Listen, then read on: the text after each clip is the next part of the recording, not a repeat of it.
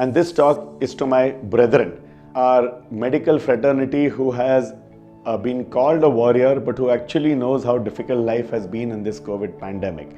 And so this is about what you have done, what is happening right now, and where we are headed.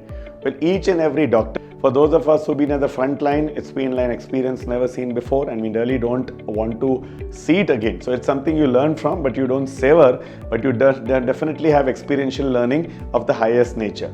For those of you who've been in the community seeing 40, 50, 70 patients per day, I think you've had a major upheaval in your life. First of all, you've continued your work. God bless you. Two, you've taken a risk as you continued your work, and that has some of you also come to healthcare. 87,000 healthcare workers in India, at least, which means double most likely, is not a mean number. So I've seen a good deal of you general practitioners, physicians who basically continued work, got infected, and then basically came to healthcare and then have gone back. And in a different sort of way, a lot of others who are above the age of 60 have stepped up to the plate, looked at technology like never before, and done so many things like video consultation, being on the phone, using your contacts to help your patients get both outpatient, inpatient, critical care therapy, and so on. At the same time, this entire world of non-COVID work is talked about. Where are those patients? Where are those hapless souls who require control of their diabetes, hypertension, COPD, asthma, and so many other problems? Well, I think now is the time for transition and change. As we have now seen COVID, the fears are going away. We now understand the disease much more, and we know that healthcare is better prepared.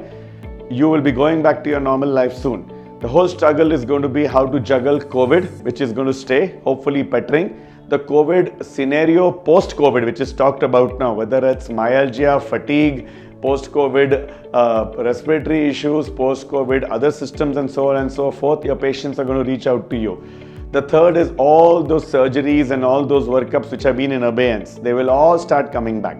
So I think now each one of us has to think carefully. What did I do in life? How did I adjust in the COVID pandemic, which you've done lovely? And now going forward, how you'll be picking up your practices, your referral patterns, helping your patients get the right level of care, and so on and so forth. Ultimately, it's a partnership.